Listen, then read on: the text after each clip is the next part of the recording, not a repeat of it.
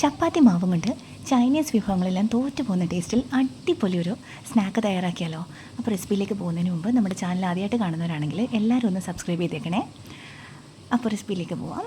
അതിന് വേണ്ടിയിട്ട് ഞാൻ ഒരു പാത്രത്തിലേക്ക് 1 കപ്പ് ഗോതമ്പ് പൊടി എടുത്തിട്ടുണ്ട്. സാധാരണ ഗോതമ്പ് പൊടിയാണ്. അതിലേക്ക് ആവശ്യത്തിനുള്ള ഉപ്പും ഇട്ട് കൊടുത്തിട്ടുണ്ട് കേട്ടോ. ഇനി അതിലേക്ക് കുറേശ്ശെ വെള്ളം ചേർത്ത് നല്ല സോഫ്റ്റ് ആയിട്ടുള്ള ഒരു മാവ് തയ്യാറാക്കി എടുക്കണം. നമ്മൾ ചപ്പാത്തി മാവിനൊക്കെ കുഴയ്ക്കുന്ന പോലെ കുഴച്ചെടുത്താൽ മതി.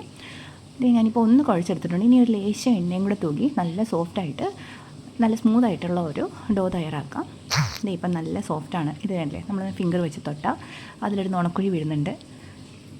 ഈ സമയം നമുക്കിത് പരത്തിയെടുക്കാനിട്ടുണ്ട്. അതിന് മുമ്പായിട്ട് കുറച്ച് വെള്ളം, അതായത് നമ്മൾ ഈ ഉണ്ടാക്കുന്ന ഐറ്റംസ് എല്ലാം മുങ്ങിയെടുക്കാൻ പറ്റുന്ന രീതിയിൽ ഒരു 2 കപ്പ് വെള്ളം, അതിലേക്ക് ഒരു ലേശം ഉപ്പ്, ഒത്തിരി ഇടരുത്, ലേശം മാത്രം, അതിലേക്ക് കുറച്ച് എണ്ണ, ഇത്ര ഒഴിച്ചിട്ട് നമുക്കിത് തിളയ്ക്കാൻ വയ്ക്കാം. ആ സമയം കൊണ്ട് നമുക്ക് ഈ ചപ്പാത്തി മാവ് ഒരു 3 ഉരുളയായിട്ട് ഭാഗിച്ചതിന് ശേഷം പരത്തിയെടുക്കുക. എന്നിട്ട് എന്തെങ്കിലും ഷേപ്പിലെടുക്കുക കേട്ടോ. ഇത് പരത്തിയെടുത്തില്ലെങ്കിൽ നമ്മൾ കൈ കൊണ്ട് ചെറിയ ബോൾസ് ആക്കി എടുത്താലും മതി. ഞാനിപ്പോൾ ഇതിങ്ങനെ പരത്തിയെടുത്തിട്ട് ഒരു അടപ്പ്, ഒരു സാധാരണ ഒരു അടപ്പ് വെച്ചിട്ട് ഓരോ റൗണ്ട് ഷേപ്പ് ആക്കി എടുക്കുന്നുണ്ട്. നിങ്ങൾക്ക് ഏത് ഷേപ്പ് വേണമെങ്കിലും ആക്കി എടുക്കാം കേട്ടോ. ഇത് കട്ട് ചെയ്ത് സ്ട്രിപ്സ് ആയിട്ട് ഇടാം, വേണമെങ്കിൽ നമ്മുടെ ഈ സേവനാഴിയിലിട്ട് പിഴിഞ്ഞെടുക്കാം, എങ്ങനെ വേണമെങ്കിലും. ഞാനിപ്പം ഈ ഷേപ്പാണ് എടുക്കുന്നത്. ഇത് ഇങ്ങനെ എടുത്തിട്ട് നടുക്കൂടെ ഒന്ന് പിഞ്ച് ചെയ്താൽ മതി. എന്നിട്ടത് മാറ്റി വെക്കാം. അതുപോലെ തന്നെ അടുത്ത റൗണ്ട് എടുക്കുക. ഇങ്ങനെ ഒന്ന് ഞെക്കിയിട്ട് താഴേക്കൊന്ന് അമർത്തി കൊടുക്കുക. അപ്പോൾ ഈ ഷേപ്പായി കിട്ടിയിട്ടുണ്ട്. എനിക്ക് ഉണ്ടാക്കാൻ എളുപ്പത്തിലുള്ള ഷേപ്പാണ് കേട്ടോ. നിങ്ങൾക്ക് പലതരത്തിലുള്ള ഷേപ്പ് ഉണ്ടാക്കാൻ അറിയാമെങ്കിൽ അങ്ങനെ ചെയ്യാം. കാരണം കുട്ടികൾക്ക് വേറെ വെറൈറ്റി ആയിട്ടുള്ള ഷേപ്സ് ആണെങ്കിൽ കുട്ടികൾക്ക് ഭയങ്കര ഇഷ്ടപ്പെടും. അതുകൊണ്ടാണ് എൻ്റെ മോൻ സ്കൂളിൽ നിന്ന് വരുമ്പോൾ അവന് കഴിക്കാൻ വേണ്ടിയിട്ട് ഇങ്ങനെ ഓരോ കാര്യങ്ങൾ ഞാൻ ഉണ്ടാക്കി വെക്കണേ. എന്നിട്ട് അവനെ അട്രാക്റ്റ് ചെയ്യുന്ന രീതിയിലുള്ള ഷേപ്സ് ആക്കുന്നതേ ഉള്ളൂ കേട്ടോ. നിങ്ങൾക്ക് ഏതാണ് സൗകര്യം എന്ന് വെച്ചാൽ അങ്ങനെ തന്നെ ആക്കാം. അങ്ങനെ നമ്മുടെ ഈ മാവ് മുഴുവൻ ഇങ്ങനെ പരത്തി ഇങ്ങനെ ആക്കി എടുക്കണം.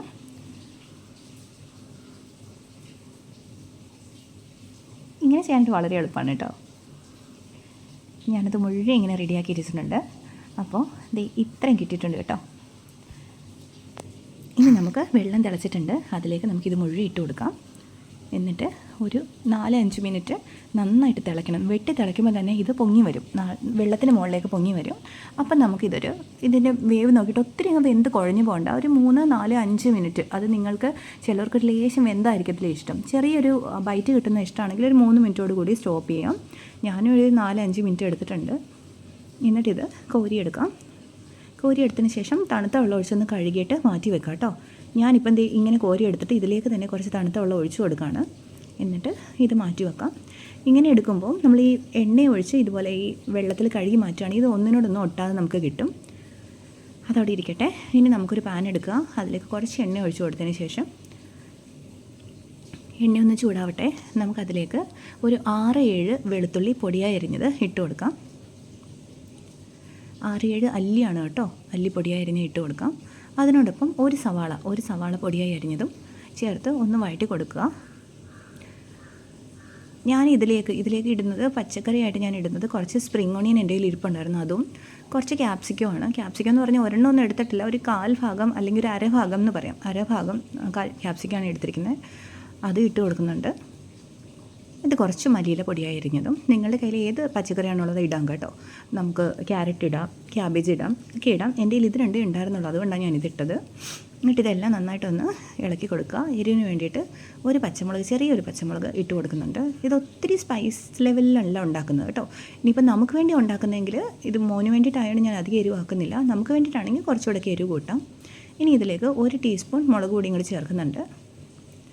മുളക് പൊടിയും കൂടി ചേർത്ത് നന്നായിട്ട് ഇളക്കി കൊടുക്കുക. ആ പൊടിയുടെയും ഈ വെളുത്തുള്ളിയൊക്കെ ഒന്ന് മൂത്ത് നല്ലൊരു മണം വരും. ഇനി ഇതിലേക്ക് നമുക്ക് വേണ്ടത് 2 സോസുകളാണ്. ഞാനിവിടെ ടൊമാറ്റോ സോസും സോയ സോസും ആണ് എടുത്തിരിക്കുന്നത്. രണ്ടും ഓരോ ടേബിൾ സ്പൂൺ വീതം ചേർത്ത് കൊടുക്കുന്നുണ്ട്. അതോട് ചേർത്ത് എല്ലാം കൂടെ നന്നായിട്ടൊന്ന് മിക്സ് ചെയ്യുക. നല്ല മണമാണ് കേട്ടോ ഇതിന്. വേണമെങ്കിൽ ഒരല്പം വിനാഗിരി ചേർക്കാം. മോനത് വലിയ ഇഷ്ടമല്ല, അതുകൊണ്ട് ഞാൻ ചേർത്തിട്ടില്ല. നിങ്ങൾക്ക് വേണമെന്നുണ്ടെങ്കിൽ ഒരു 1/2 ടീസ്പൂൺ വിനാഗിരി ചേർക്കാം കേട്ടോ.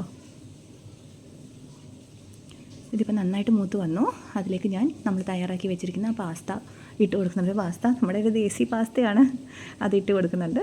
അതിട്ട് കൊടുത്തിട്ട് എല്ലാം കൂടി നന്നായിട്ടൊന്ന് കൂട്ടി യോജിക്കട്ടെ. നല്ല ഹൈ ഫ്ലെയിമിലാണ് വെച്ചിരിക്കുന്നത് കേട്ടോ. ഇതെല്ലാം കൂടെ നന്നായിട്ടൊന്ന് മിക്സപ്പായി അതിൻ്റെ ആ സോസെല്ലാം ഇതിലേക്കൊന്ന് സോക്കായി നല്ല ടേസ്റ്റാണ്. ഇത് നല്ല മണവും നല്ല ടേസ്റ്റുമാണ് കേട്ടോ. ഇത് സത്യം പറഞ്ഞാൽ ഇതുണ്ടാക്കി കഴിഞ്ഞാൽ പെട്ടെന്ന് തീർന്നു പോകും, ആർക്കും തികയത്തില്ല. അതുകൊണ്ട് ഉണ്ടാക്കുമ്പോൾ കുറച്ച് നേരം ഉണ്ടാക്കാൻ ശ്രമിക്കുക. എല്ലാവരും ഒരു തവണയെങ്കിലും ട്രൈ ചെയ്ത് നോക്കിയിട്ട് ഫീഡ്ബാക്ക്സ് അറിയിക്കണം കേട്ടോ. അതുപോലെ നമ്മുടെ ചാനൽ ഇഷ്ടപ്പെടുകയാണെങ്കിൽ എല്ലാവരും കമൻറ്റും ലൈക്കും ഒക്കെ മസ്റ്റായിട്ട് ചെയ്യുക. അതുപോലെ ഈ റെസിപ്പീസും എല്ലാവരും ട്രൈ ചെയ്യുക കേട്ടോ. അപ്പം സാധനം റെഡി ആയിട്ടുണ്ട്, നല്ല ടേസ്റ്റിയാണ്. അപ്പോൾ എല്ലാവരും നോക്കുക കേട്ടോ. നമുക്കിനി ഇതുപോലെ നല്ലൊരു വീഡിയോ ആയിട്ട് നാളെ വീണ്ടും കാണാം.